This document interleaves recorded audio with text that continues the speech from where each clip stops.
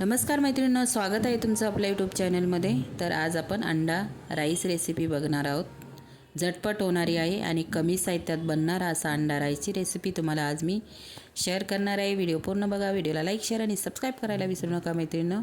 तर चला आपण झटपट होणारा अंडा राईसची रेसिपीला सुरुवात करूया बनवायला। पॅन ठेवून घेतलेला आहे मी गॅसवरती, गरम केलेला आहे पॅन, तेल टाकून घेतलेलं आहे, जिरं टाकलेलं आहे मी थोडंसं।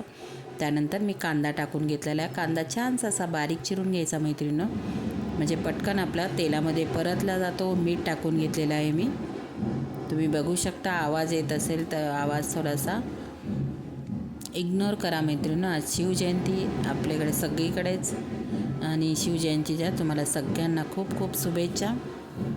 तर कांदा मी परतून घेत आहे। टोमॅटो टाकायचा आहे आपल्याला इथे। मी अर्धा टोमॅटो घेतलेला आहे। कांदा परतून झालेला आहे, त्यानंतर मी टोमॅटो टाकत आहे। याच्यामध्ये हवं तर तुम्ही अद्रक लसूण पेस्टही वापरू शकता, मी टाकलेली नाही।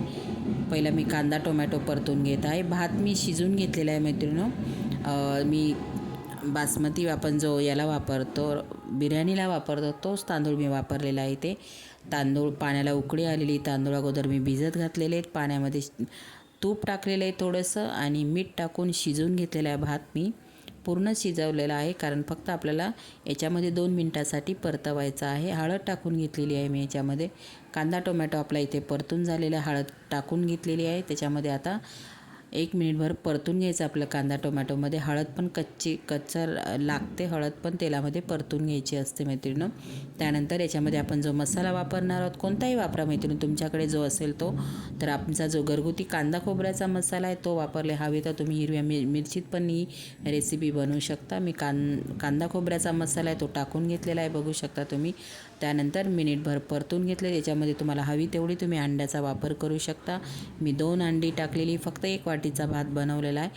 अंड्याचं प्रमाण तुमच्यावरती आहे, तुम्हाला किती टाकायचे तेवढे तुम्ही टाकू शकता। आता अंडी टाकल्यानंतर मी व्यवस्थित असं कांदा टोमॅटो, आपण ज्याप्रमाणे चटणी बनवतो त्याप्रमाणे, पण कांदा टोमॅटो आपण जी अंडी टाकलेली त्याचा पूर्ण कच्चेपणा जाईपर्यंत व्यवस्थित अंडी भाजून घ्यायची मैत्रिणींनो।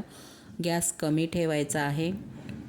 अंड्याचा पूर्ण कच्चेपणा जाईपर्यंत व्यवस्थित कमी गॅसवरती कांदा टोमॅटोमध्ये परतून घ्यायचा आहे, नाहीतर वैसवास येतो। गॅस कमी ठेवायचा। चटणी बनवायची बिलकुल घाई करायची नाही, अगोदर आपण ही चटणी बनवून घेणार आहोत। बघा तुम्ही बघू शकता, मी कमी गॅसवरती छान अशी परतून घेत आहे। आता तुम्ही कोथिंबीर वापरत असाल तर कोथिंबीर याच्यामध्येच टाका तुम्ही।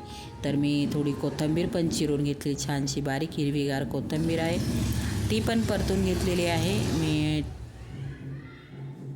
आता त्यानंतर आपण आता इथे बघू शकता तुम्ही, आपली अंडी पण छान अशी परतून झालेली, पूर्ण सुट्टी झाली। अशी मोठे मोठे ठेवायचे नाही मैत्रिणींनो, सतत हलवत राहायचं, त्याच्यामुळे पूर्ण असे बारीक होते अंड्याची भुर्जी। त्यानंतर इथे मी तांदूळ शिजवलेला होता तो टाकून घेते, तुम्ही बघू शकता। 1 वाटीचा फक्त भरपूर असा झालेला आहे।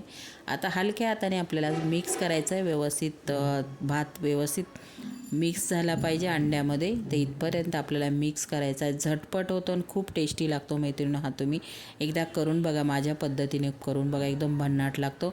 हवी तर तुम्ही वरून पण कोथिंबीर टाकू शकता। मी चटणीमध्ये कोथिंबीर टाकून घेतलेली आहे। मिनिटभर मी परतून घेते, बिलकुल जास्त परतवायचा नाही, नाहीतर तांदळाचे एकदम म्हणजे जो भात शिजलेला आहे त्याचे पूर्ण तुकडे तुकडे होतील। तर तुम्ही बघू शकता मी किती हलक्या हाताने असं मिक्स केलेलं आहे। तुम्हाला ही अंडा रेसिपी, झटपट होणारी अंडा राईस रेसिपी तुम्हाला कशी वाटली मला कॉमेंट बॉक्समध्ये सांगायला विसरू नका। मस्त झालेला मग तुम्ही मैत्रिणी, मी टेस्ट पण करून बघितला। तर बाय।